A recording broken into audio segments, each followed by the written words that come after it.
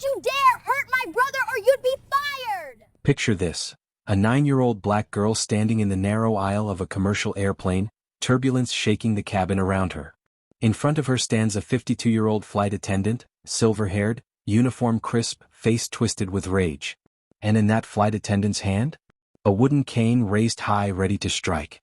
Behind the little girl, pressed against the window seat, is her 6-year-old brother, tears streaming down his face, making sounds without words because he cannot hear, cannot speak, cannot understand why this woman hates him so much. The little girl's name is Esther Okonkwo. And her voice, though shaking, cuts through the chaos like a knife. If I see one scratch on my brother, you'll pay with tears and your job. Passengers gasp. Phones come out. The flight attendant's hand trembles, the cane still raised. And everyone in that cabin holds their breath, wondering the same thing. How did an innocent flight turn into this nightmare? Let me take you back to where it all started, just 4 hours earlier, on what should have been a simple trip from Chicago to Atlanta. Esther Okonkwo wasn't like most 9-year-olds. While other kids her age worried about homework and playground drama, Esther had learned to worry about much bigger things. 2 years ago, cancer had stolen her mother from this world, and in those final weeks as her mama lay in that hospital bed, getting thinner and weaker each day, she'd made Esther promise something.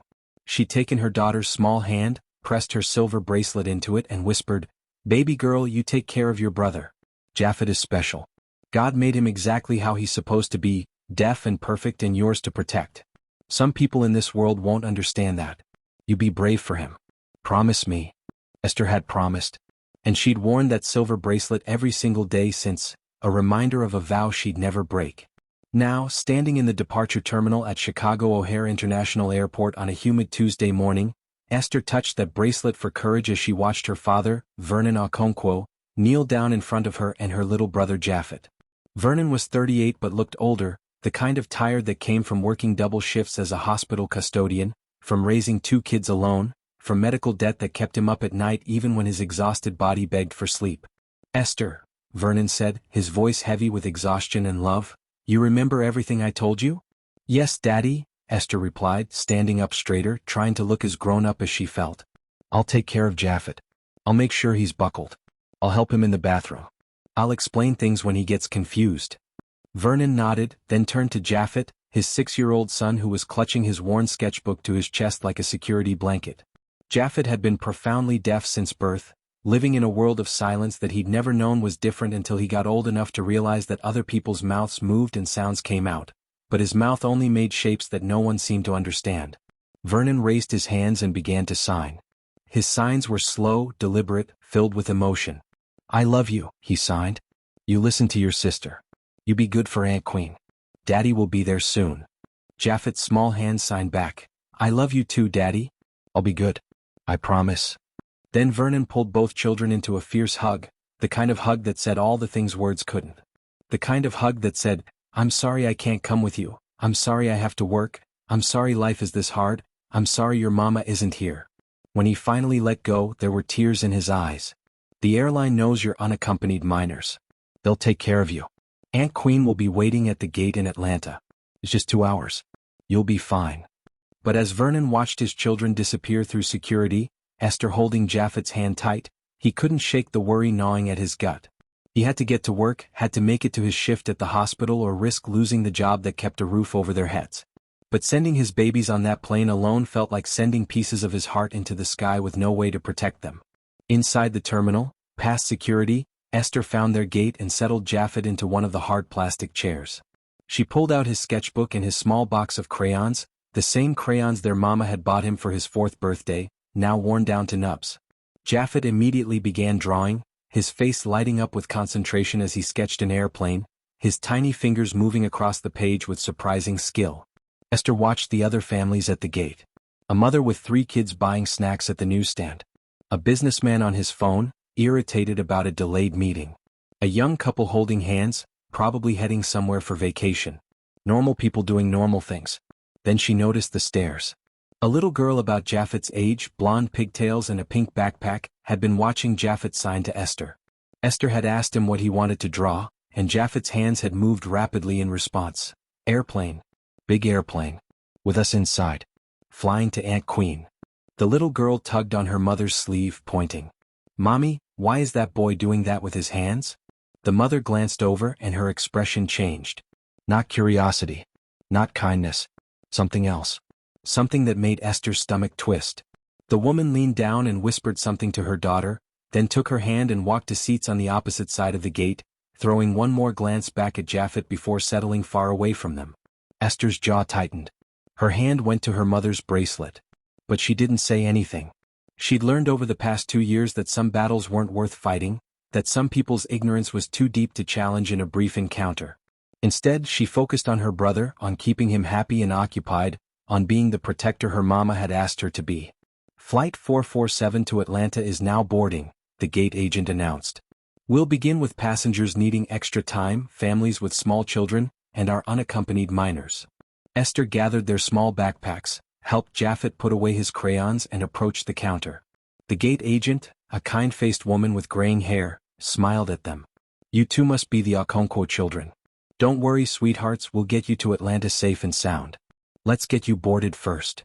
They walked down the jetway, Japhet practically bouncing with excitement. He'd only been on a plane twice before, both times when Mama was still alive, both times magical adventures that he'd drawn pictures of for weeks afterward. Now, despite everything, despite the stares and the whispers and the world that didn't always understand him, Japhet was just a 6-year-old boy about to fly in the sky, and that was the most exciting thing in his world. Seats 12E and 12F. Window and middle seat. Esther let Japhet have the window, knowing how much he loved watching the clouds. As they settled in, stowing their backpacks under the seat in front of them, Esther noticed the flight attendants beginning their pre-flight duties. One of them caught her attention immediately. Senior flight attendant, according to the name tag, Deborah Hutchins.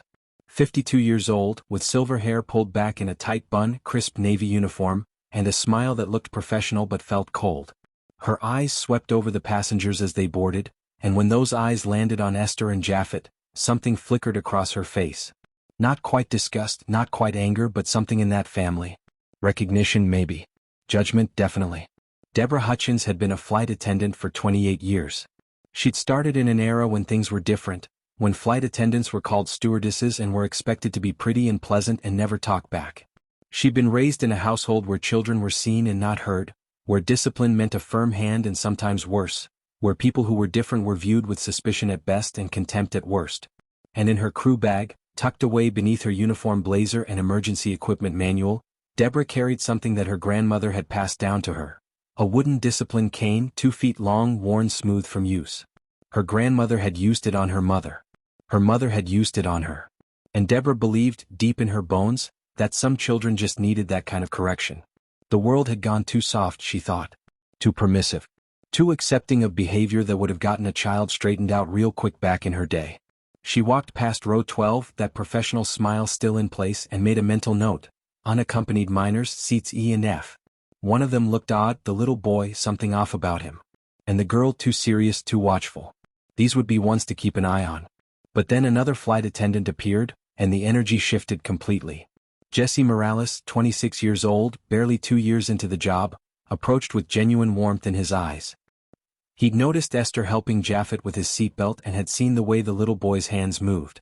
Jesse knelt down in the aisle at eye level with Japhet, and his hands rose up. His signs were clumsy, clearly unpracticed but earnest. Hello. My name Jesse. Japhet's entire face transformed. His eyes went wide, his mouth opened in a silent gasp of delight, and his hands flew up in response. You know sign language. Jesse laughed, shaking his head and signing back. Little bit. Not good. You teach me? If you're loving this story already, hit that subscribe button right now because what happens next will absolutely shock you. And you won't want to miss a single moment of how this 9-year-old girl takes on an entire system to protect her brother. Japhet was nodding eagerly, already starting to sign more, and Esther felt her heart swell with gratitude. Finally, someone who saw her brother as a person, not a problem. Finally, someone who tried. But that moment of joy was cut short. Jesse. Deborah's voice was sharp, cutting through the cabin noise. She stood at the front of their section, her expression hard. A word, please. Jesse stood, confused, and walked over to her. The passengers were still boarding, people shuffling past with luggage and complaints, but Esther could see Deborah leaning close to Jesse, whispering something urgent. She couldn't hear the words, but she could see Jesse's face change from confusion to disbelief to something that looked like anger. I'm just being friendly, Jesse said, his voice low but firm enough that Esther caught fragments. He's a kid. He's deaf. I was just. You were encouraging behavior that disrupts other passengers, Deborah interrupted, her whisper harsh. These children are unaccompanied minors, which means they're our responsibility, which means we need to maintain order. That boy needs to understand there are rules on an aircraft, and making a fuss over him with his hand gestures just teaches him he can get away with causing distractions. It's not hand gestures, Deborah, it's sign language. It's how he communicates. It's literally his voice. I don't care what it is. I've been doing this job for 28 years, and I know how to handle children on flights. You're new. You don't understand yet. Trust me, these kids need boundaries or they'll run wild for the entire flight. Jesse looked like he wanted to argue more, but Deborah's rank and seniority won out. He nodded stiffly and moved toward the back of the plane, but not before glancing back at Esther and Japhet with an expression that said, I'm sorry. Esther had heard enough of the conversation to understand. Her hand went to her mother's bracelet again, and this time she gripped it tight. She'd seen that look before, that tone, that attitude. The kind of person who thought Japhet was a burden instead of a blessing. The kind of person who saw his deafness as a defect instead of just a different way of being. She leaned over to Japhet, who was back to looking out the window, oblivious to the tension. She tapped his shoulder to get his attention, then signed, Remember what Daddy said. We need to be very good on this flight. Very quiet. Very careful. Okay. Japhet signed back, I'm always good. I know you are, baby. I know. The plane filled up. The safety demonstration began. Esther watched Deborah Hutchins carefully, watched how her eyes kept drifting back to their row, watched how her smile disappeared entirely when she looked at them. And Esther made a decision right then. She would not let her guard down for a single second of this flight. Her mama had made her promise to protect Japhet, and that's exactly what she would do. The engines roared to life. The plane began to taxi. And as they lifted off into the sky, climbing above Chicago's skyline, Esther Okonkwo had no idea that in less than 2 hours, she would be standing in that aisle, facing down a woman with a weapon, fighting for her brother's safety and dignity with nothing but her courage and a promise made to a dying mother. But here's what I need you to tell me in the comments right now. Have you ever had to stand up to an adult when you were just a kid? Have you ever had to be brave when you were terrified? Because what Esther is about to face would test even the strongest adult, and she's only 9 years old. The flight had just begun, but the real turbulence was still ahead. The takeoff was smooth, textbook perfect.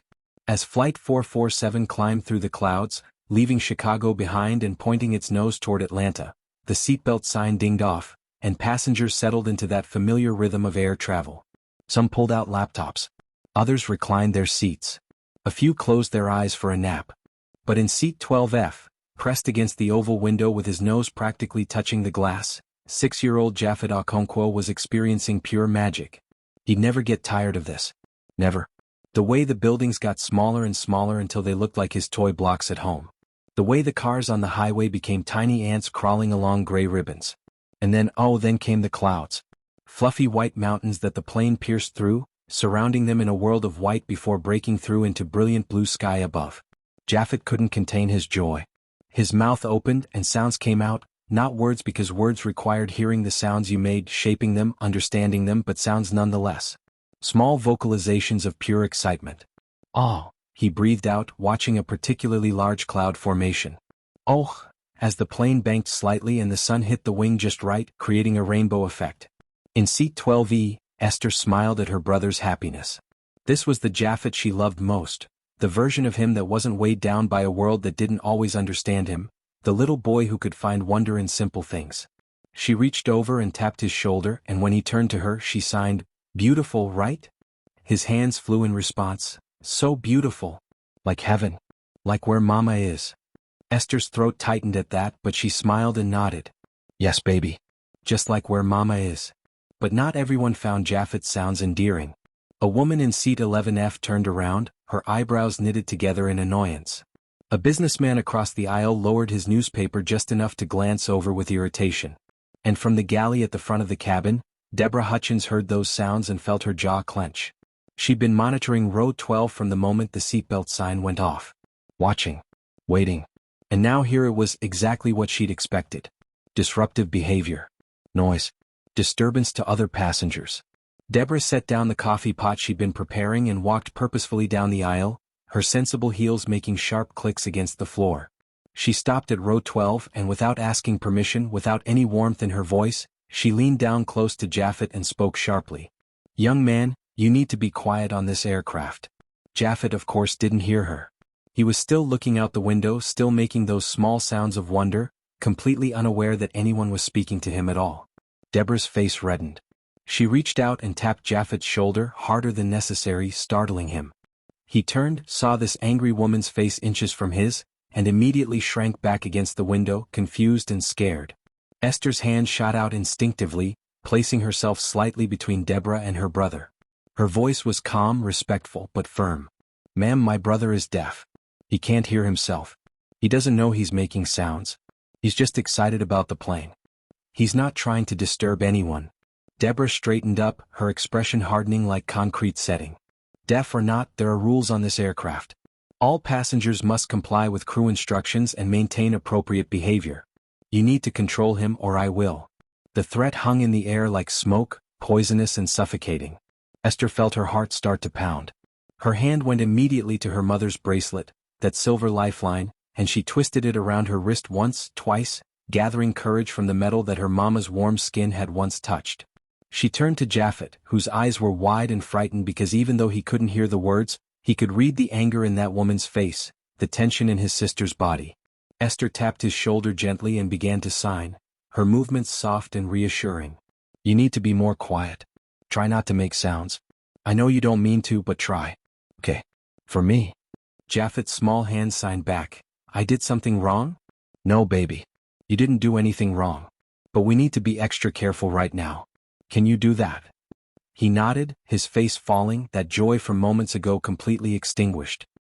He turned back to the window, but now he pressed his lips together tightly, trying so hard to keep any sounds from escaping, and the effort of it, the concentration required to suppress something so natural, made Esther's heart break a little. Deborah watched this exchange with her arms crossed, then turned and walked back to the galley without another word. But Esther could feel her watching them. Could feel those cold eyes tracking their every movement for the rest of the flight. 20 minutes passed. 30. The plane leveled off at cruising altitude, and the flight attendants began their service. Esther watched as the cart came down the aisle, watched as Deborah handed out drinks and snacks to the passengers in rows ahead of them. Ginger ale for the woman in 10C. Coffee for the businessman in 11A. Cookies and apple juice for a little girl in 9F, complete with a warm smile that never reached Deborah's eyes. And then the cart reached row 12 and Deborah didn't even pause. She rolled right past them as if they didn't exist, as if their seats were empty, as if two children who'd been flying for almost an hour might not be thirsty or hungry. Esther opened her mouth to say something, then closed it. Maybe it was an accident. Maybe Deborah had just gotten distracted. But in her gut, in that place where you know things even when you don't want to, Esther knew it was deliberate. The cart continued to row 13, 14, 15.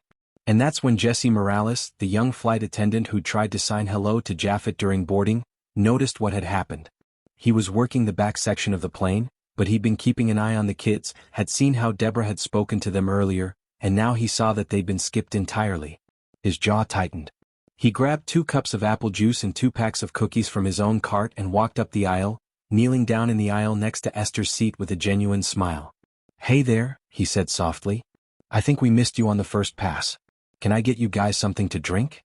We have apple juice, orange juice, ginger ale, water." Esther felt tears prick at her eyes, not from sadness but from the simple kindness of being seen, being acknowledged, being treated like they mattered. "Apple juice would be great. Thank you so much." Jesse set the cups on their tray tables and opened the juice containers, pouring carefully. He handed one to Esther, then turned to Japhet and held out the second cup. Japhet took it with both hands, his face lighting up again, and he signed "thank you," so enthusiastically that a little of the juice sloshed in the cup. "You're very welcome," Jesse said even though he didn't know the signs. The kindness translated anyway. But Japhet's excitement, that beautiful 6-year-old energy that couldn't be contained even when he was trying so hard to be good, meant his movements were bigger than they needed to be. As he went to set his cup down on the tray table, his elbow bumped it, and the cup tipped over, spilling apple juice across the white plastic tray and dripping down onto his lap. It wasn't a lot. Maybe 3 ounces of liquid. The kind of spill that happens 100 times a day on flights around the world, especially with children. The kind of thing that requires maybe 2 napkins and 10 seconds to clean up. But before Esther could even reach for the napkins, Jesse was already pulling from his apron. Before Jesse could say, "No worries, happens all the time," a voice cut through the cabin like a blade. "This is exactly what I was talking about." Deborah Hutchins had appeared from nowhere, storming down the aisle with her face flushed red, her finger pointing at Japhet like he'd committed a crime. Other passengers turned to look. The cabin got quiet in that awful way where everyone knows something bad is happening and they can't look away. Undisciplined children making messes. This is unacceptable. Esther's hand was already reaching for napkins, her voice steady despite her racing heart. "It was an accident, ma'am. I'll clean it up. It's not a problem." But Deborah wasn't interested in solutions. She was interested in making a point, in being right, in proving that these children were exactly the problem she'd identified the moment she saw them. She leaned in, her voice loud enough that passengers 3 rows away could hear every word. "Where are your parents? Children like you shouldn't be flying alone. Where is your mother?" The question hit Esther like a physical blow. Her breath caught. Her hand went to her bracelet, and for a moment she couldn't speak because the answer was, "My mother is dead, she's been dead for 2 years, and I miss her every single day, and she should be here but she's not, and I'm trying so hard to do what she asked me to do." But what came out was much simpler, much quieter. "Our father had to take a later flight for work. We're going to our aunt in Atlanta. She's a lawyer. She's expecting us." Deborah's lip curled. Of course. No supervision. No wonder the boy has no manners. The word boy. The way she said it. Not your brother, or the child, or even he. Just boy. And that single syllable carried the weight of centuries, carried all the prejudice and hatred that Deborah had absorbed from her grandmother, from her mother, from the world she'd grown up in where people who looked like Esther and Japhet were viewed as less than, as problems, as things to be controlled and corrected. An older black gentleman in seat 11D, a man who'd been quietly reading his Bible for most of the flight, looked up. His name was Reverend Samuel, and he was 73 years old, and he'd lived through Jim Crow and the Civil Rights Movement and had thought, had hoped, that the world had changed more than this. His eyes met Esther's, and in that brief connection he tried to convey sympathy, support, recognition. He saw what was happening. Other passengers saw it too. The woman in 11F who'd been annoyed by Japhet's sounds now looked uncomfortable. The businessman across the aisle had put down his newspaper entirely. Everyone could feel it, that toxic energy, that wrongness. Jesse Morales was still standing there, napkins in hand, and he looked at Deborah with barely concealed anger. "Deborah, it's just a spill. I've got it. It's fine." But Deborah ignored him, her attention fixed entirely on Esther. "You will keep that boy under control for the remainder of this flight, or there will be consequences. Do you understand me?" Esther's hands were shaking as she took the napkins from Jesse and began wiping up the juice. She nodded, not trusting her voice, not wanting to give Deborah the satisfaction of seeing her cry. Japhet was signing frantically, asking what was wrong, why was everyone upset, what did he do, and Esther had to pause in her cleaning to sign back reassurances she didn't feel. "It's okay. Just an accident. Not your fault. Everything is okay." But everything was not okay.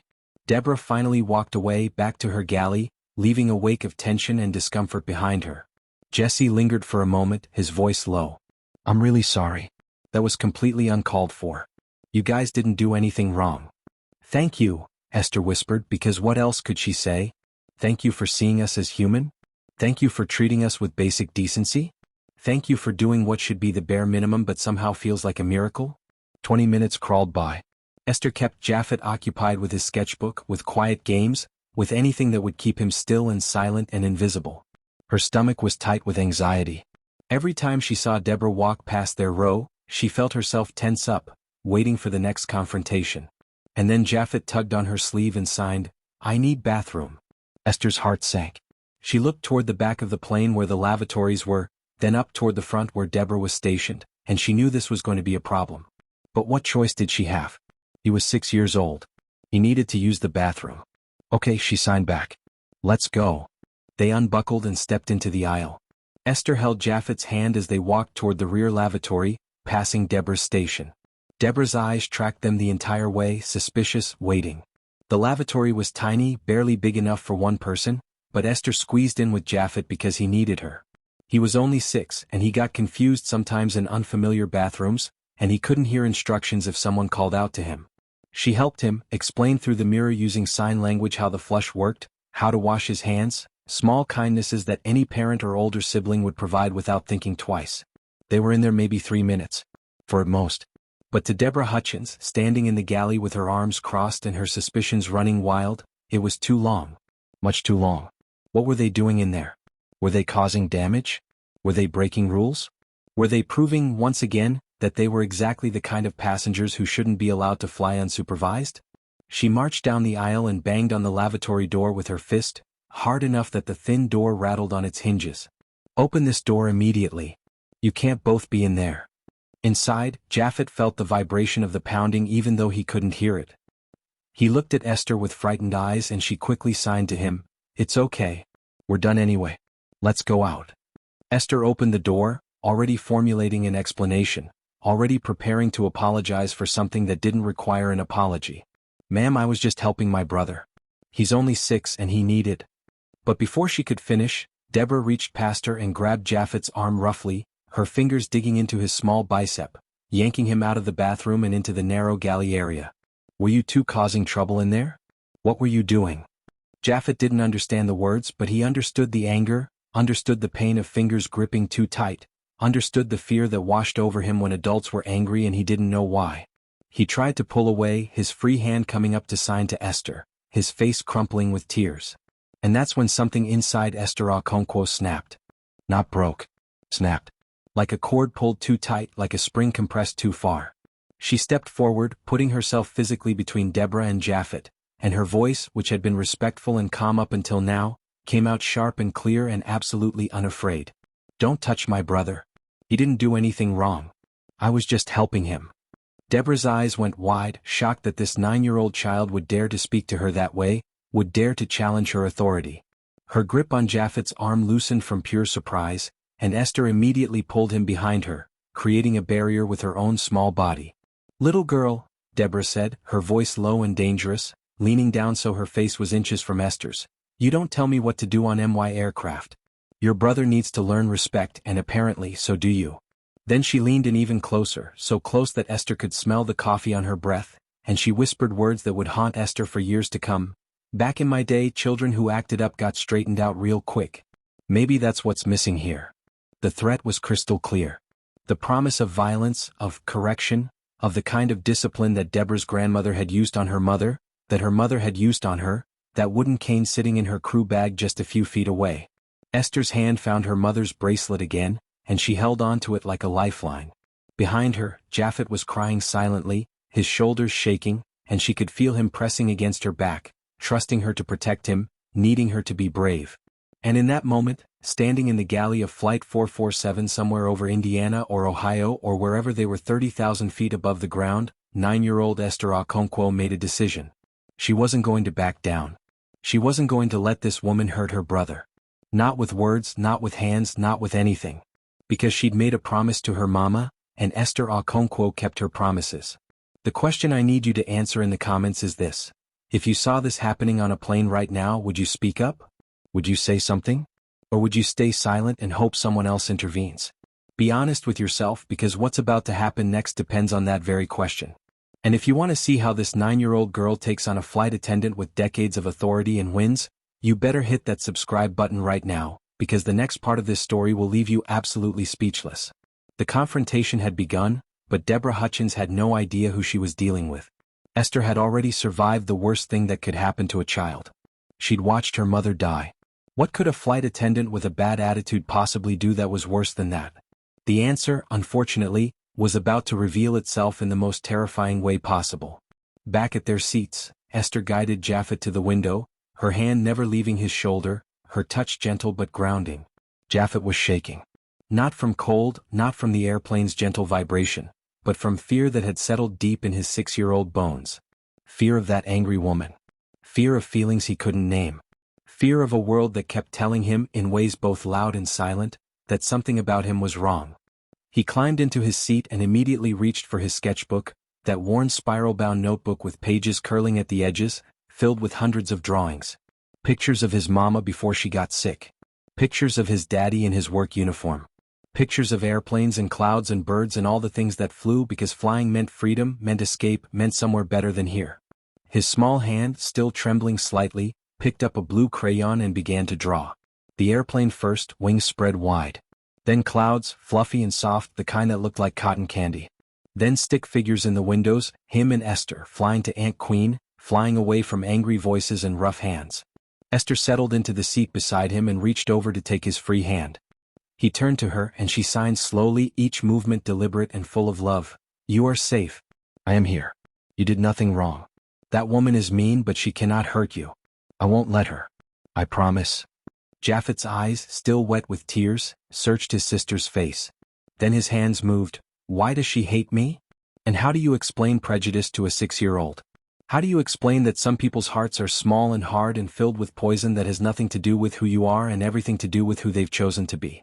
How do you explain that being deaf, being black, being different in any way that makes small-minded people uncomfortable can paint a target on your back that you never asked for and don't deserve?" Esther signed back. "She doesn't know you. She doesn't know how smart you are, how kind you are, how much Mama loved you. She doesn't know that you can draw better than anyone in your whole school. She doesn't know that you remember everyone's birthday. She doesn't know you at all. So her hate isn't about you. It's about her. Her heart is sick." Japhet considered this, his young mind trying to process concepts too heavy for childhood. Then he nodded slowly and turned back to his drawing, adding more details. A sun in the corner. Birds flying alongside the plane. And in the window of the plane, he drew Esther with her arm around him, protecting him just like she always did. The minutes ticked by. 15. 20. The plane hummed steadily through the sky, somewhere over Indiana now, chasing the sun toward Atlanta. Most passengers had settled into that mid-flight lull, reading or dozing or staring at phones and tablets. But in that cabin, tension still hung thick in the air, because everyone who'd witnessed the earlier confrontations was waiting. Waiting to see what would happen next. Waiting to see if that flight attendant would come back. Waiting to see if those 2 children would make it to Atlanta without further incident. And Deborah Hutchins was indeed watching. Every few minutes she'd walk down the aisle on some pretense or another, checking overhead bins that didn't need checking, offering water that nobody wanted, and her eyes would drift to row 12 every single time. She watched Japhet draw. Watched Esther hold his hand. Watched them existing in their small bubble of siblinghood and love, and something about it infuriated her in a way she couldn't quite name and wouldn't have acknowledged if she could. On her 4th pass down the aisle it happened. Japhet, focused intently on adding shading to one of his clouds, shifted his weight slightly, and the blue crayon he'd been using slipped from between his fingers. It hit the armrest, bounced once and rolled into the aisle, coming to rest near the feet of the passenger in seat 13C. Mrs. Chun was a 68-year-old woman traveling to Atlanta to meet her first grandchild. She had kind eyes behind wire-rimmed glasses and had been watching the situation with growing concern. She'd seen everything. The way that flight attendant had targeted these children. The roughness. The cruelty. And her grandmother's heart had been breaking for them. When the crayon rolled to her feet, she didn't hesitate. She bent down, picked it up, and leaned forward to hand it back to Japhet with a warm smile. "Here you go, sweetheart." Japhet turned, saw the crayon being offered, and his face lit up with genuine gratitude.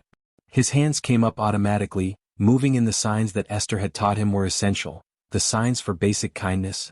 "Thank you."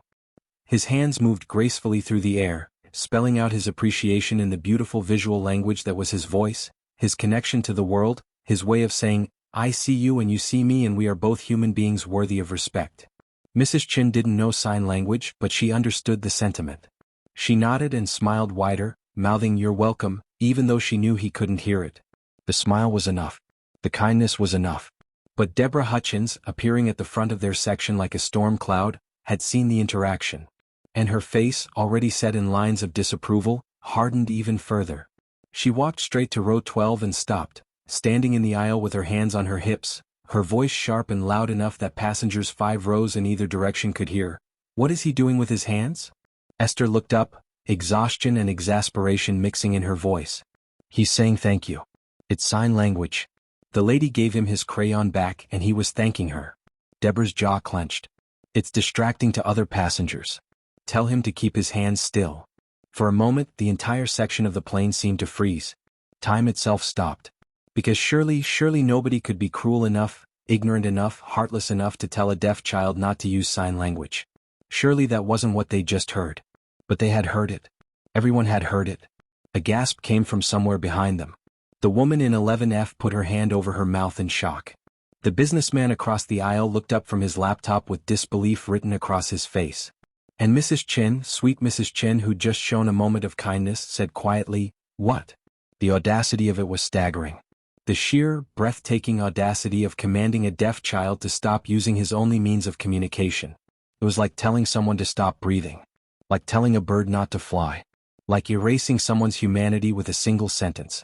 And that's when Reverend Samuel, who'd been sitting in seat 11D reading his Bible and praying for patience and wisdom, decided that silence was no longer an option. He closed his Bible, carefully marked his page, and spoke up. His voice was deep, resonant, the voice of a man who'd preached for 45 years, who'd marched in Selma, who'd seen too much injustice to stay quiet when it appeared right in front of him. "Ma'am," he said, his tone respectful but firm, "the child is just communicating. He's not bothering anyone. He's being polite. He's being kind. Surely you can't expect him to?" Deborah whirled on him so fast that her hair came loose from its tight bun. Her finger shot out, pointing at the Reverend like a weapon. "Sir, I will handle my section as I see fit. This is my aircraft, my responsibility, and I will maintain order as I determine appropriate. Unless you'd like me to report you for interfering with crew duties? Because I can have authorities waiting for you when we land in Atlanta. Is that what you want?" The threat hung in the air, ugly and effective. Reverend Samuel's hands gripped the armrests of his seat, his knuckles going pale. He looked like he wanted to say more, wanted to quote scripture about suffering the little children, wanted to stand up and physically place himself between these babies and this woman's hatred. But he was 73 years old and had a heart condition, and he'd seen enough black men arrested for standing up to authority to know that sometimes survival meant swallowing your words, and it tasted like ash. He sat back, his lips pressed into a thin line, his eyes meeting Esther's across the seat backs. In that look he tried to convey everything he couldn't say out loud. "I'm sorry." "You're right. She's wrong. I see you. I witnessed this injustice. And I am ashamed that I cannot do more." Other passengers shifted uncomfortably. A few pulled out phones, maybe to document what was happening, maybe just to have something to look at besides this terrible scene. But nobody else spoke up. Because speaking up meant becoming a target. Speaking up meant possibly being removed from the flight, arrested, labeled as the problem instead of the solution. And Deborah knew it. She knew her power in that moment. She knew that the uniform, the authority, the unwritten rules of air travel all worked in her favor. Passengers could be removed for interfering with crew member duties. Passengers could be banned from airlines. Passengers could find themselves on no-fly lists for challenging flight attendants, even when the flight attendants were clearly, obviously, devastatingly wrong. She turned back to Esther and Japhet with a satisfied look on her face. "That's what I thought. Now, you tell your brother to keep his hands down and stay quiet for the rest of this flight." She walked away back toward the galley, and the cabin filled with the heavy silence of collective shame. Everyone felt it. Everyone knew they'd just witnessed something terrible. But knowing and acting are two different things, and fear is a powerful paralytic. Esther turned to Japhet, whose face was confused and hurt. He'd watched the confrontation without hearing it, reading body language and facial expressions, understanding that once again somehow he was at the center of conflict he didn't create and couldn't understand. His hands moved. "What happened? What did I do?" Esther's hands shook as she signed back. "Nothing, baby. You did nothing wrong. That woman is." She paused, searching for a sign that would make sense to a 6-year-old, broken inside. "Just keep drawing. Don't worry about her." But in the galley someone else was worried. Jesse Morales had been restocking cups in the rear galley, but he'd heard everything through the intercom system that connected the various service areas. And he'd had enough. He walked toward the front galley with purpose, his young face set with determination. Passengers watched as he approached Deborah, watched as he spoke to her in a voice low but intense. They couldn't hear the words, but they could see the gestures, see Jesse pointing toward row 12, see his hands moving in animated frustration, see him clearly defending those children. "They're 6 and 9 years old," Jesse was saying, his voice barely controlled. "That little boy is deaf, Deborah. Duh. And you told him not to use sign language? Do you understand how wrong that is? Do you understand that what you're doing could cost you your job?" Deborah's face flushed red.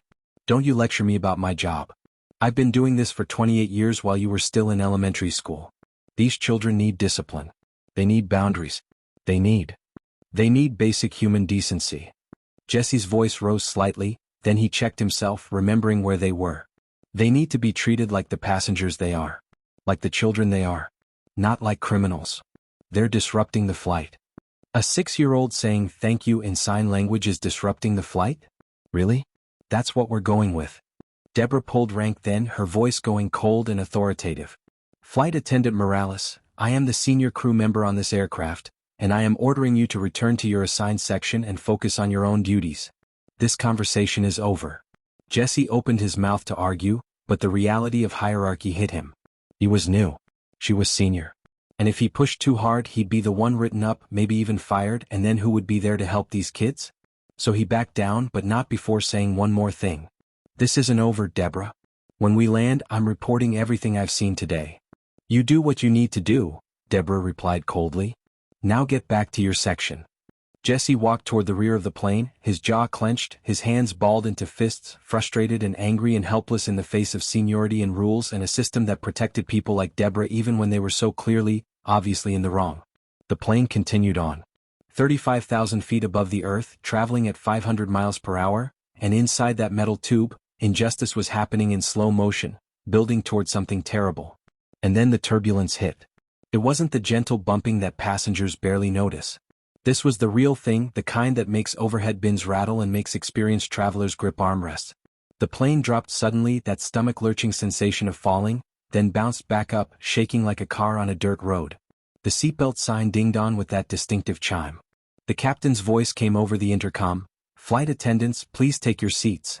We're experiencing some moderate turbulence. Passengers, please make sure your seatbelts are securely fastened.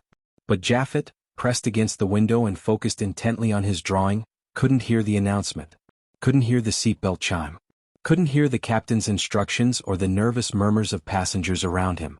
He was in his own world, his crayon moving across the page, adding details to his picture. Esther heard it all. She immediately reached over to check her own seatbelt, then turned to help Japhet. Her hands moved toward his seatbelt, ready to secure it, ready to keep him safe like she always did. But Deborah Hutchins, stationed at the front of the cabin, had been watching row 12 like a hawk. And when she saw Japhet still unbuckled, still moving, still drawing while the seatbelt sign was on, something inside her snapped. This was it. This was proof. Proof that these children were uncontrollable. Proof that they needed the kind of correction she'd been thinking about since they boarded. Proof that modern parenting had failed and old-fashioned discipline was the only answer. She reached into her crew bag, her fingers closing around something that had been in her family for 3 generations. Something her grandmother had used on her mother. Something her mother had used on her. Something she'd kept all these years, waiting for a moment when it might be necessary. A wooden cane. 2 feet long, worn smooth from use, dark with age. A weapon disguised as a tool of discipline. She pulled it out and strode down the aisle, even as the plane shook around her, even as the turbulence made walking dangerous. Her voice cut through the cabin like thunder. I told you that boy needed discipline. Passengers turned in their seats. Eyes went wide. Mouths fell open. Because there, in the aisle of a commercial airplane in the year 2026, was a flight attendant holding a cane, advancing toward 2 children with an expression of righteous fury on her face. The woman in 11F gasped. Is that allowed? Deborah didn't even look at her, her eyes fixed on Japhet. My grandmother used this to teach proper behavior. Never failed.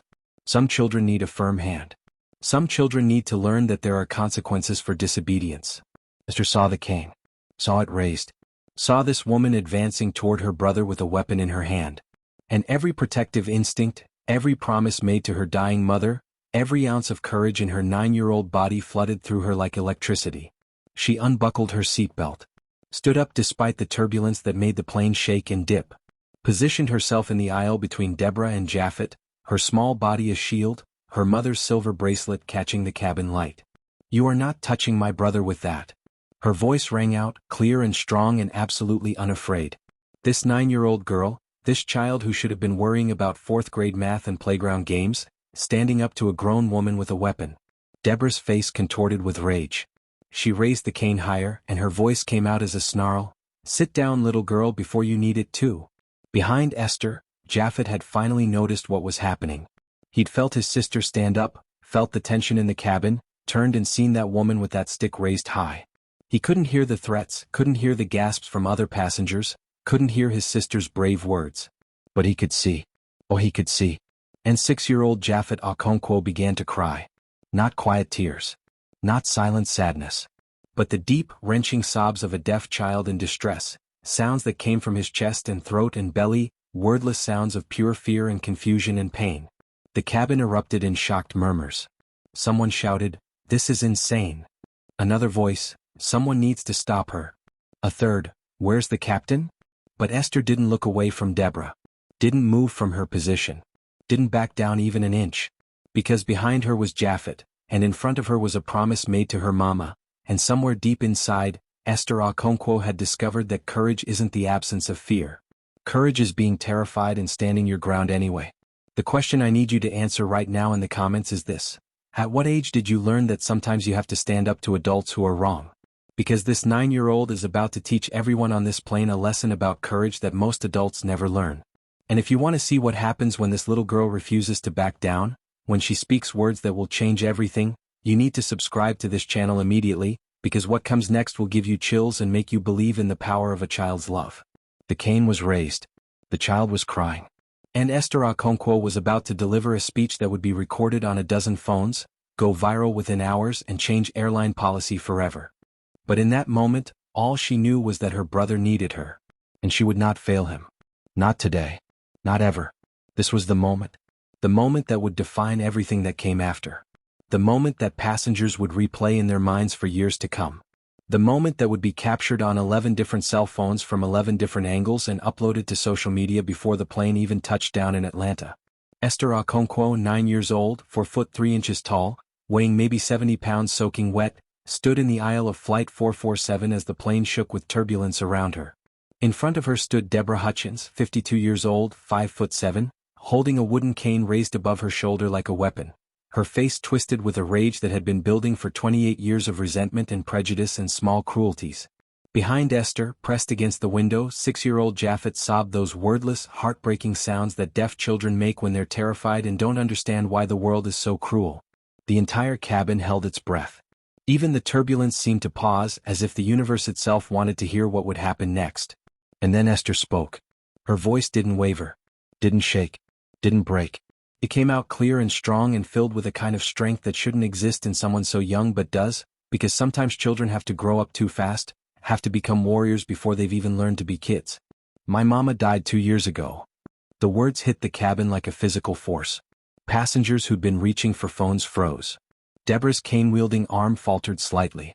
Even Japhet, who couldn't hear the words, felt something shift in the air around his sister.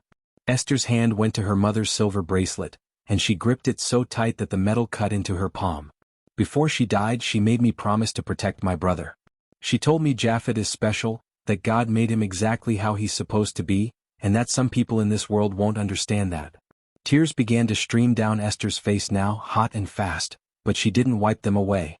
Didn't acknowledge them. Just let them fall while her voice continued, steady as a drumbeat. She told me I'd have to be brave. She told me there would be people like you, people who would see my brother's deafness and think it made him less than human. People who would see the color of our skin and decide we didn't deserve respect. People who would use their power to hurt us because they could. In seat 11D, Reverend Samuel felt tears spring to his own eyes. The woman in 11F was openly crying. Mrs. Chin in 13C had her hand pressed over her heart. And across the cabin, passengers were leaning into the aisle, straining to hear every word this child was saying. Esther took a breath, and her next words came out stronger, louder, filled with a defiance that seemed too big for her small body. You think that cane scares me? You think your hate scares me? She let out a sound that was half laugh, half sob. I've watched my mama die slowly in a hospital bed. I sat next to her for 3 months while cancer ate her alive from the inside. I held her hand when she could barely breathe.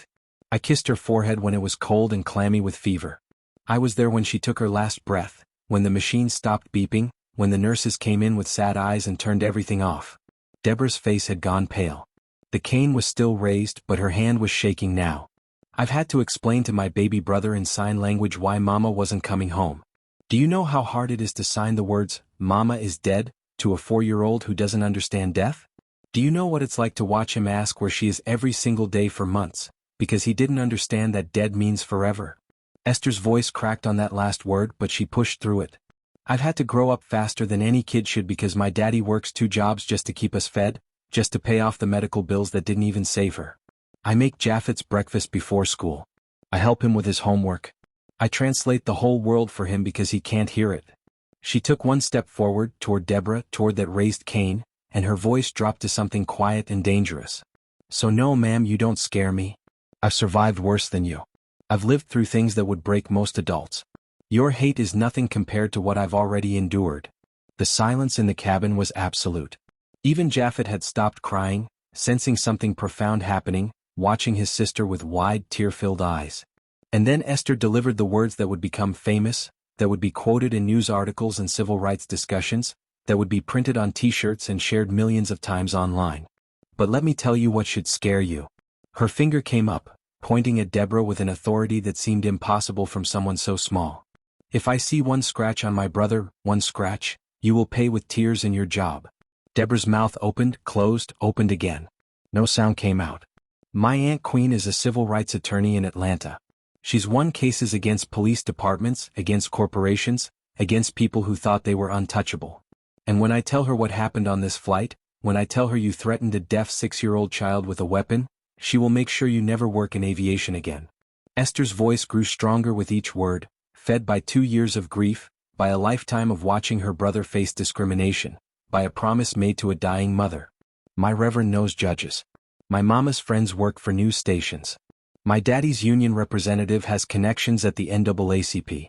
My mama's memory protects us even though she's gone, because she taught me to stand up, to speak out, to never let bullies win no matter how big they are or what uniform they wear. She gestured around the cabin without taking her eyes off Deborah. And every single person on this plane is watching you right now. Every single person has seen what you've done. How you've targeted us since we boarded. How you skipped us during service. How you grabbed my brother. How you told a deaf child not to use sign language.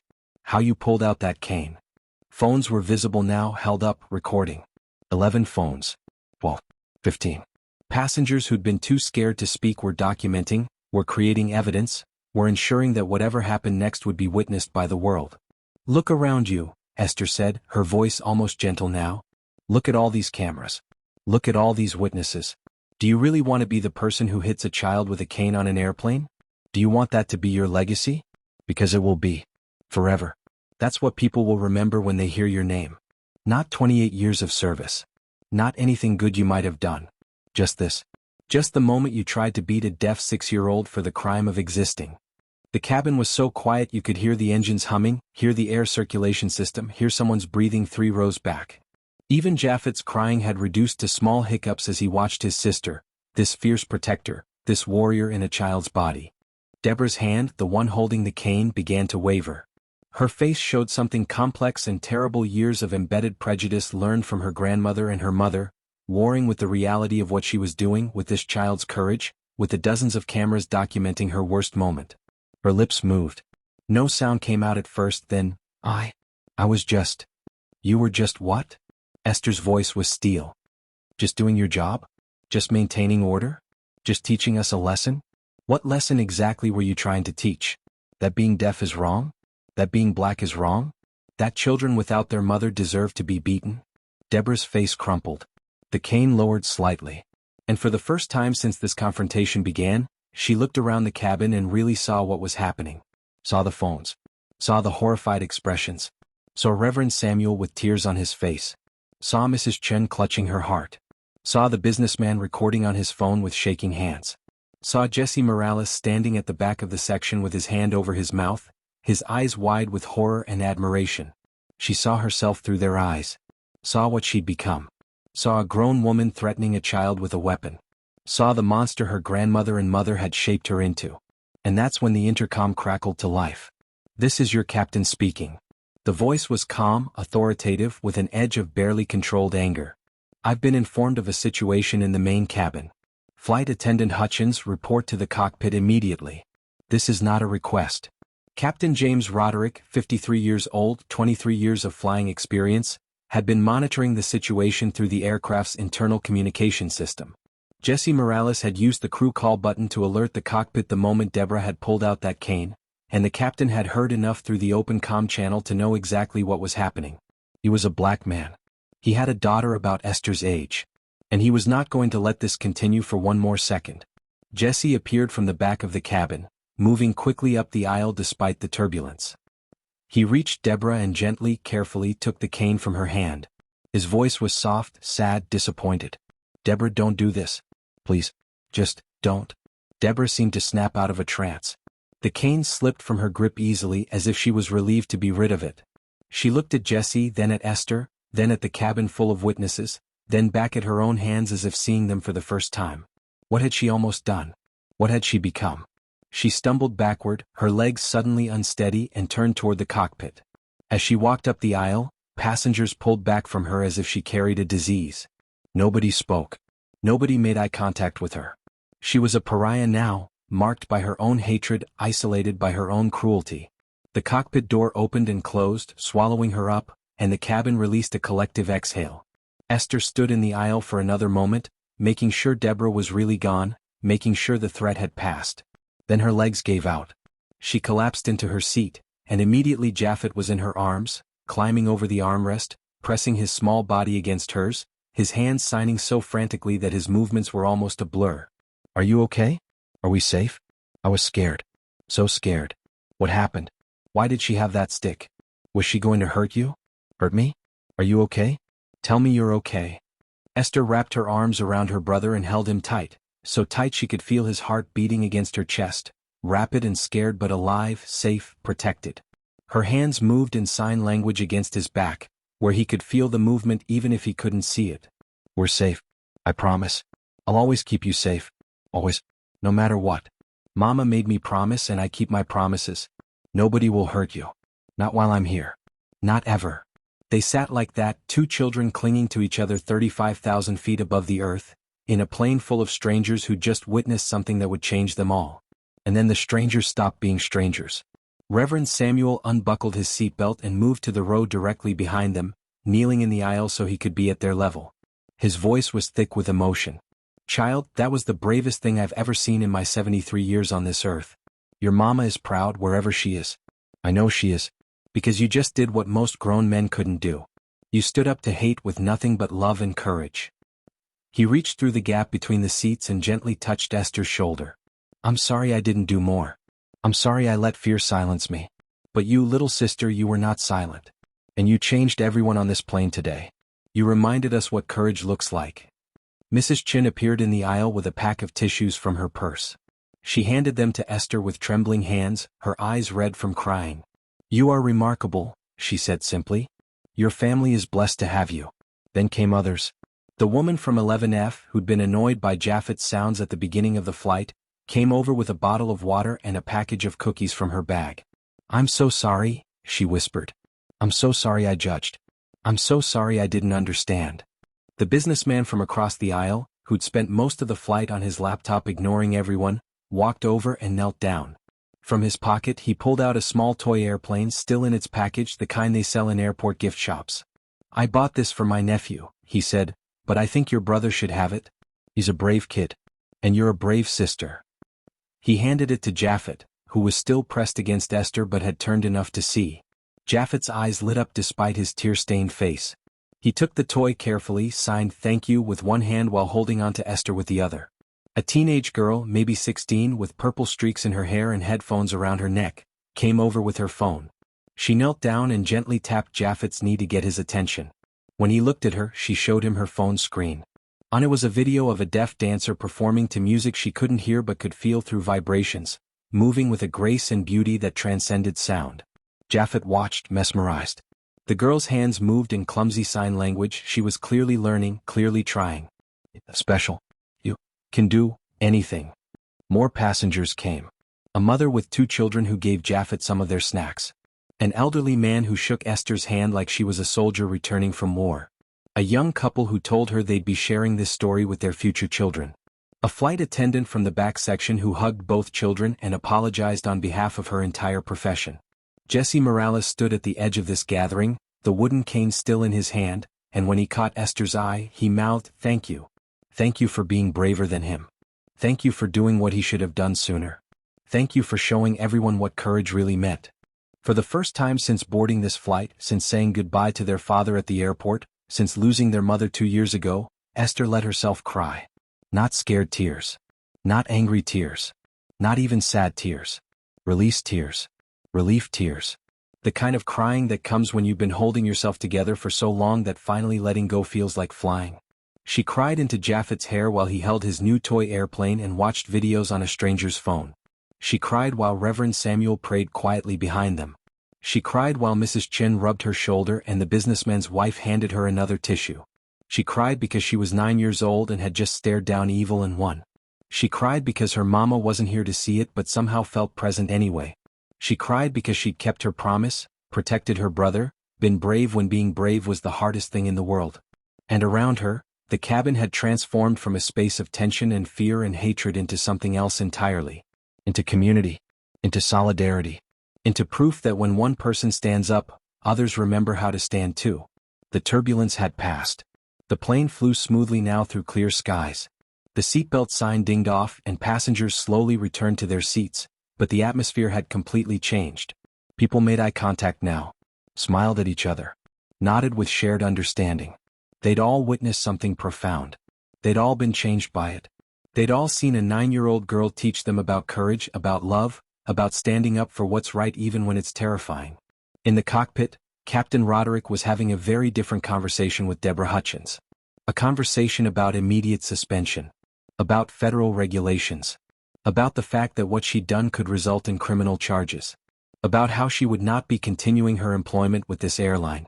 But in row 12, Esther Okonkwo finally pulled back from her brother and wiped her eyes. She signed to Japhet, "Are you okay now?" His hands moved. "I'm okay because you protected me. You're the best sister in the whole world. Better than anyone's sister ever." Esther smiled, really smiled for the first time in hours. She kissed his forehead and signed, "And you're the best brother. Don't ever forget that. Don't ever let anyone make you feel like you're not perfect exactly how you are." The plane began its descent into Atlanta. The captain announced they'd be landing in 15 minutes. And as the Georgia landscape came into view below them, Esther touched her mother's silver bracelet one more time and whispered words that only she could hear. "I kept my promise, Mama. I kept him safe. Are you proud of me?" And somewhere in whatever place exists beyond this life, a mother's spirit smiled and whispered back through the memory of love that never dies, "I'm so proud of you, baby girl. So very proud." Now I need you to answer this question in the comments and really think about it. When was the last time you stood up for something you believed in even when it was hard? When was the last time you chose courage over comfort? Because this 9-year-old just showed us all how it's done. And if you want to see what happens when they finally land in Atlanta, when Aunt Queen finds out what happened, when the media gets hold of this story, you absolutely need to subscribe right now, because the ending of this story will restore your faith in justice and prove that courage, no matter how small, can change the world. The confrontation was over. But the impact was just beginning. The wheels of Flight 447 touched down on the runway at Hartsfield-Jackson Atlanta International Airport with that familiar thump and screech of rubber on asphalt. The engines roared in reverse thrust, slowing the aircraft, and passengers who'd been tense for the entire flight finally allowed themselves to relax, to breathe, to feel the solid ground beneath them even through the fuselage. But this wasn't a normal landing. This wasn't passengers eager to grab their bags and rush to their connections. This was a cabin full of people who just witnessed something extraordinary, something that would stay with them for the rest of their lives. As the plane taxied toward the gate, Captain James Roderick's voice came over the intercom one final time. His voice was measured, professional, but underneath it, passengers could hear barely restrained emotion. "Ladies and gentlemen, we have arrived at our destination, Atlanta. The local time is 2:47 p.m., and the temperature is 72 degrees. Before we begin deplaning, I want to address what happened during our flight today." The cabin went silent. Every passenger stopped what they were doing. Stopped gathering belongings. Stopped checking phones. Stopped everything to listen. "I want to apologize for the disturbance you experienced. What you witnessed should never happen on any aircraft, in any airline, anywhere in the world. Please know that this airline has zero tolerance for discrimination, harassment, or threats against any passenger, especially children." He paused, and passengers could hear him take a breath before continuing. "The crew member involved has been immediately suspended pending a full investigation, and I can assure you that appropriate action will be taken. This airline is committed to ensuring that every passenger, regardless of age, race, or ability, is treated with dignity and respect. What happened today fell far short of that standard, and for that I am deeply sorry." Another pause. "I also want to acknowledge the extraordinary courage shown by a young passenger today. She reminded all of us what it means to stand up for what's right, to protect those we love, and to face injustice with grace and strength. She is 9 years old, and she taught me something about bravery that I will carry with me for the rest of my career. The captain's voice grew thick with emotion. To all the passengers who documented what happened, who offered support, who chose to be witnesses rather than bystanders, thank you. You restored my faith in humanity today. Thank you for flying with us, and may God bless you all. The intercom clicked off, and for a moment there was complete silence. Then, from somewhere in the back of the cabin, someone started clapping. Then another person. Then another.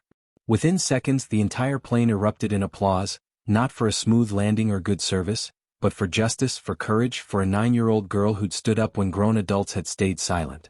In row 12, Esther sat with Japhet in her lap, both of them exhausted, emotionally drained, but safe. The applause washed over them, and Esther felt tears spring to her eyes again. Japhet couldn't hear the clapping, but he could feel it, could feel the vibration of hands coming together all around them, and he looked at his sister with questioning eyes. She signed to him, "They're clapping for you. For us. Because we were brave." His small hands signed back, "You were brave. I was just scared." "Being scared and being brave at the same time is what courage is," she signed. "You were very brave, baby. I'm proud of you." The plane pulled up to the gate. The seatbelt sign dinged off. Passengers began to stand, but many of them stopped by row 12 on their way out. Quick touches on Esther's shoulder. Smiles and nods to Japhet. Words of encouragement and admiration. "You're a hero, sweetheart. Don't ever forget how special you are. The world needs more people like you. Your mama is watching over you, I just know it." Reverend Samuel stopped and pressed something into Esther's hand. A small card with his church's information. "You ever need anything, child, you call me. You hear? Anything at all. You've got a whole congregation ready to stand behind you now." Mrs. Chin gave each of them a hug and slipped a $50 bill into Esther's backpack pocket, whispering, "Buy your brother something nice." The businessman who'd given Japhet the toy airplane stopped and shook Esther's hand formally, like she was an adult, an equal. "I work in media," he said. "I have your story recorded. With your permission, I'd like to share it. The world needs to see this." Esther nodded, too overwhelmed to speak. Jesse Morales appeared in the aisle as the last passengers were filing out. He knelt down beside their row, and his eyes were red-rimmed. "I should have done more sooner," he said quietly. "I should have stood up to her from the beginning. I'm sorry I didn't protect you better." Esther reached out and squeezed his hand. "You helped us. You brought us juice when she didn't. You called the captain. You took that cane from her. You did help." Jesse nodded, not trusting himself to speak, and moved aside as Captain Roderick himself appeared in the cabin. He was a middle-aged black man with gray touching his temples, wearing his captain's uniform with quiet authority. He'd left the cockpit specifically to meet these children, to look them in the eyes, to say what needed to be said. He walked to row 12 and knelt down in the aisle, bringing himself to Esther and Japhet's eye level. His voice was gentle, warm, paternal. "Young lady, what's your name?" Esther sat up straighter, suddenly aware she was talking to the pilot, the captain, the man who'd flown them safely to Atlanta and had defended them over the intercom. "Esther, sir. Esther Okonkwo." "Esther." He said her name like it meant something, like it was important, like it would be remembered. "I've been flying for 23 years. I've transported presidents and celebrities, soldiers and diplomats. I've flown through hurricanes and mechanical failures. I've seen a lot of things in this career." He reached out and gently took her hand, the one with her mother's bracelet on it. "But I have never, in all my years, seen courage like yours. You protected your brother. You stood up to injustice. You faced down an adult with a weapon and you didn't back down. And you did it all with grace, with eloquence, with a dignity that most adults never achieve." Tears were streaming down Esther's face now. "My mama told me to be brave." Captain Roderick's own eyes grew wet. "Your parents raised you right. Your mama, wherever she is bursting with pride right now. I know she is." He turned to Japhet, who'd been watching this interaction with wide eyes. The captain's hands came up, moving in sign language. He wasn't fluent, but he knew enough.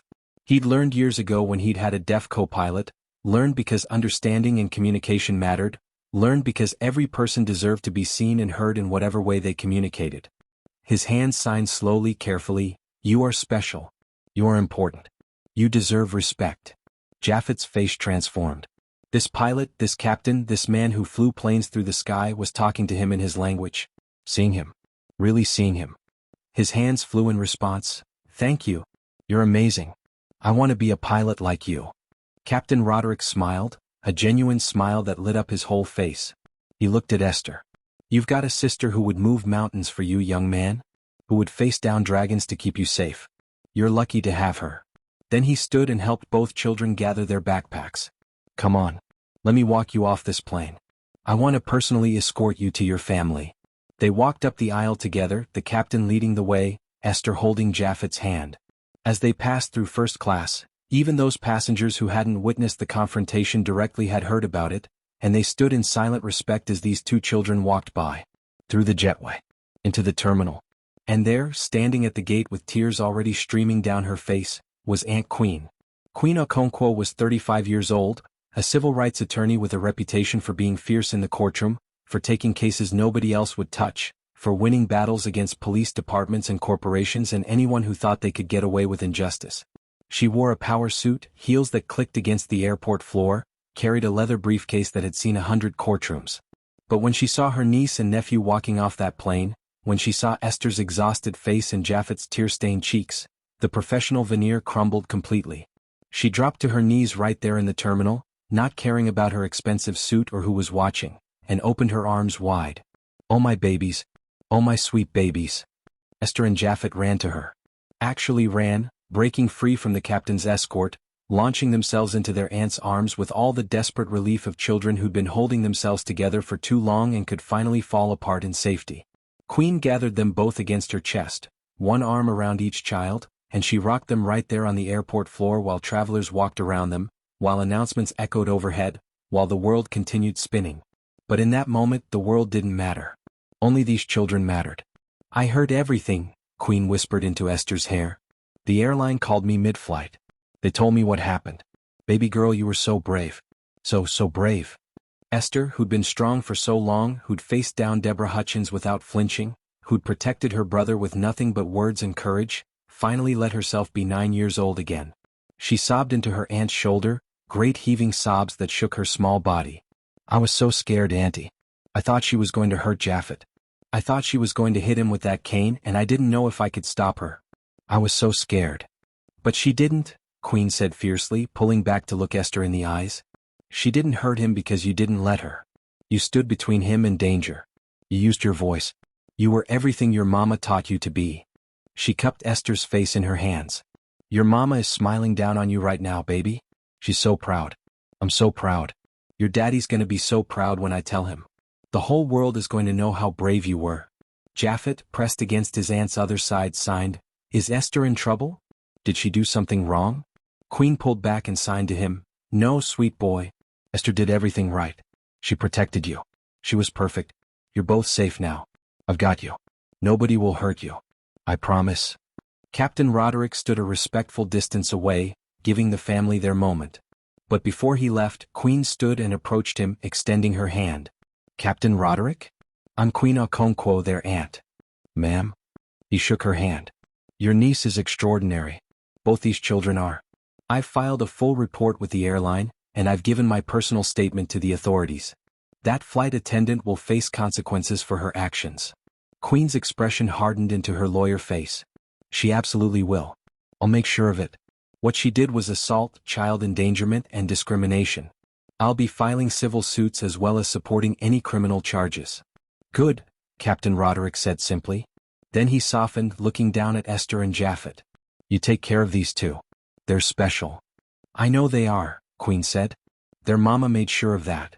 The captain nodded, tipped his hat in an old-fashioned gesture of respect, and walked back toward his gate where his crew was waiting for debriefing and where Deborah Hutchins was already being escorted away by airline security. Queen gathered the children's bags in her own briefcase, took each child by the hand, and led them through the terminal toward baggage claim. As they walked, Japhet kept looking up at the signs, at the planes visible through the windows, at the whole busy world of the airport, and he signed to Esther, I'm going to be a pilot. Like Captain Roderick. When I grow up, I'm going to fly planes. Esther signed back. You can be anything you want, baby. I believe in you. Over the next few days, the videos from Flight 447 went viral. 11 passengers had recorded the confrontation, and within hours of landing, those videos were on Twitter, Facebook, TikTok, Instagram, everywhere. Millions of views. Then tens of millions. Then hundreds of millions. The hashtag Esther Okonkwo trended worldwide. Her speech, her courage, her defense of her brother became a rallying cry for civil rights organizations, disability advocacy groups, child protection agencies. Deborah Hutchins was terminated from the airline immediately. Not suspended pending investigation, terminated. And within a week she was facing criminal charges. Assault with a weapon. Child endangerment. Civil rights violations. The district attorney, a black woman who'd seen the videos and wept, personally took the case. The airline issued a formal apology, not just a corporate statement but a video from the CEO himself, acknowledging the failure, committing to change, announcing new mandatory training programs about disability awareness and implicit bias. They offered to cover any counseling the children might need. They offered compensation. They offered everything they could think of to make it right, though everyone knew nothing could erase what had happened. But more importantly than the corporate response, more importantly than the legal consequences, Esther's story sparked a national conversation. News outlets requested interviews. Good Morning America, The Today Show, CNN, MSNBC. Even international media picked up the story. Disability rights organizations like the National Association of the Deaf praised Esther's courage and used her story to highlight the discrimination deaf individuals face daily. If this is what a 6-year-old deaf child experienced on a plane, imagine what happens to deaf adults in the workplace, in schools, and everyday life, their spokesperson said. Civil rights leaders drew parallels to historical moments of courage, comparing Esther to Ruby Bridges, to the Little Rock Nine, to every child who'd ever had to be braver than they should have to be. The deaf community embraced Japhet as a symbol of resilience. Deaf schools invited him to speak, with Esther translating. Deaf actors and activists reached out on social media. He was no longer just a deaf kid who'd been bullied. He was a reminder that being deaf wasn't a disability that needed fixing but a different way of experiencing the world that deserved respect. In the hospital break room in Chicago, Vernon Okonkwo sat with tears streaming down his face, watching his daughter on the television screen mounted in the corner. His co-workers had gathered around, some crying with him, all of them proud. His supervisor had seen the news and had given Vernon the rest of the week off with pay. "Go be with your kids," he'd said. "They need you. And you need them." Vernon had gotten on the next flight to Atlanta, and when he'd walked into Queen's house and seen his children, he'd held them both and cried into their hair. "I'm so sorry I wasn't there. I'm so sorry you had to face that alone." But Esther had signed to Japhet so he could see, and spoken to her father so he could hear. "We weren't alone, Daddy. Mama was with us. I could feel her. She gave me the words to say." 2 weeks after the flight, after the media circus had calmed slightly, after the lawyers had been consulted and the statements had been given and life had begun to return to some semblance of normal, a package arrived at Vernon's apartment in Chicago. It was addressed to Esther and Japhet Okonkwo, with a return address from the airline's corporate office. Vernon called the kids over and they opened it together at the kitchen table. Inside were 2 small boxes, official airline packaging. And inside each box was a set of junior pilot wings, the kind that airlines sometimes gave to children who visited the cockpit, but these were different. These were real metal, not plastic. These were engraved. Esther's wings had her name on the back, Esther Okonkwo, for courage under pressure. Japhet's wings had his name, Japhet Okonkwo, for showing us that everyone deserves dignity and respect. There was a letter, handwritten on official airline stationery. "Dear Esther and Japhet, enclosed, please find your official junior pilot wings. I had these specially made for you because what happened on Flight 447 deserves to be remembered, and you both deserve to be honored. Esther, your wings are for courage under pressure, a quality every good pilot needs. In the cockpit, we face emergencies and make split-second decisions that affect hundreds of lives. We have to stay calm when everything around us is chaos. We have to be brave when we're terrified. You showed those qualities at 9 years old, and I have no doubt you could fly any plane in our fleet if you wanted to. Japhet, your wings are for reminding us that everyone deserves dignity and respect at 30,000 feet and everywhere else. In aviation we say the sky belongs to everyone. You reminded me that this isn't just a saying, it's a responsibility.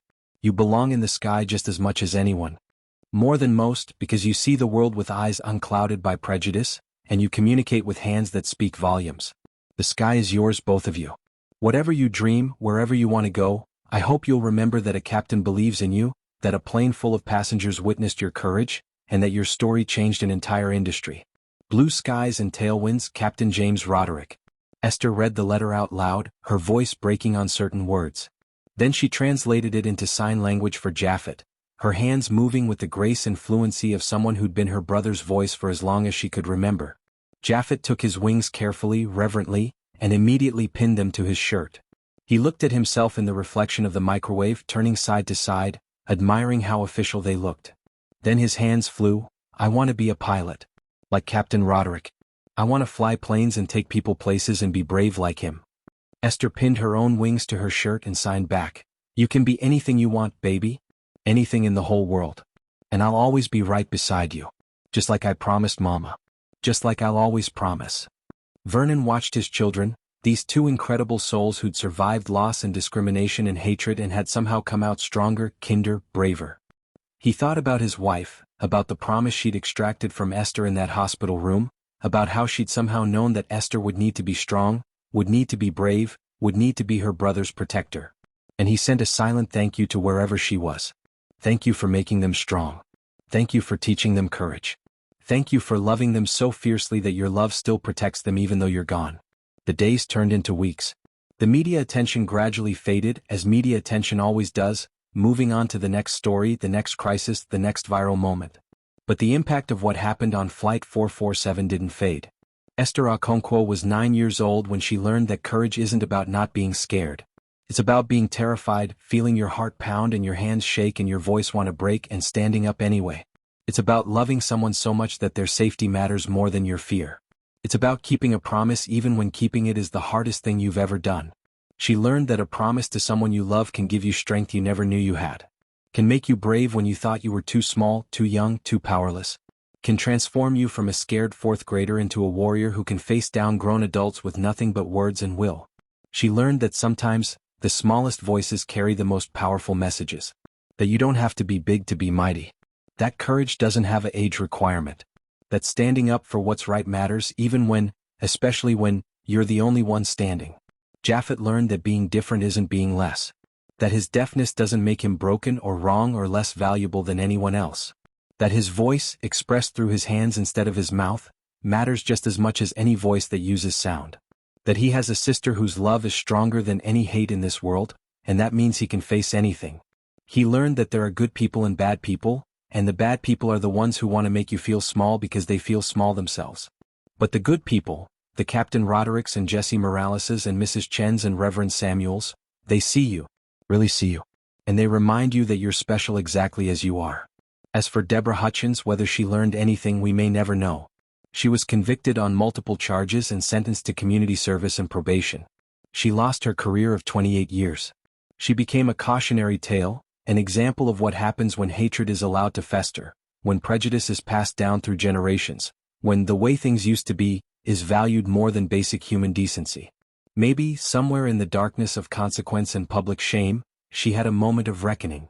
Maybe she thought about her grandmother and her mother and the wooden cane that had been used on her, and she broke the cycle at least within herself. Maybe she learned that hurting children in the name of discipline is just hurting children, dressed up in tradition. Or maybe she didn't. Maybe she stayed bitter and resentful, believing she was the victim, that political correctness had ruined her life, that those children got what they deserved even though they did nothing wrong. We don't know. And honestly, it doesn't matter. Because everyone else on Flight 447 learned something that day. The passengers who stayed silent learned that silence is complicity, that watching injustice without intervening makes you part of the problem, that speaking up is scary but necessary. The passengers who did speak up, who offered support, who documented everything, learned that ordinary people can be heroes by simply refusing to look away. Jesse Morales learned that sometimes standing up to authority, even when it costs you, is the only moral choice. Captain Roderick was reminded why he became a pilot in the first place. Not just to fly planes but to ensure that the sky really does belong to everyone. And the millions of people who watched the videos, who shared the story, who talked about it at dinner tables and in classrooms and in break rooms, they learned something too. They learned that 9-year-old girls can be braver than grown adults. That love for a sibling can overcome any obstacle. That promises matter. That courage is contagious. That standing up for what's right even when you're terrified, is how the world changes one person at a time. Never underestimate a little girl with a promise to keep in love in her heart.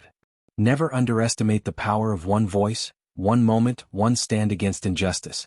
Never underestimate how much courage it takes to simply be yourself in a world that sometimes hates difference. The Okonkwo siblings are still flying, metaphorically and literally. They take trips to visit Queen in Atlanta. They board planes with their junior pilot wings pinned proudly to their shirts. And flight attendants, recognizing them from the viral videos, treat them like the royalty they are. They're still dreaming. Esther talks about becoming a lawyer like her aunt, fighting for people who can't fight for themselves. Japhet draws pictures of himself in a pilot's uniform, flying planes to every corner of the world. And they're still reminding us all that family, courage, and justice will always, always win. Not quickly. Not easily. Not without pain and fear and moments where you want to give up. But eventually. Inevitably. Necessarily. Because love is stronger than hate. Courage is more powerful than fear. And promises made to dying mothers are kept by 9-year-old girls with silver bracelets and hearts full of steel. The sky belongs to everyone. And the Okonkwo siblings are flying high. Here's my final question for you. What promise have you made that's worth fighting for? What person in your life would you stand up for, no matter the cost? Drop your answer in the comments because we all need to be reminded what's worth being brave for. And if this story moved you, if it made you cry or cheer or think differently about courage, hit that subscribe button right now. Because stories like this, stories about real people facing real challenges with real bravery, these are the stories that matter. These are the stories that change hearts and minds and maybe, just maybe, change the world. Esther and Japhet Okonkwo prove that you're never too young to make a difference. The question is, are you too old to start?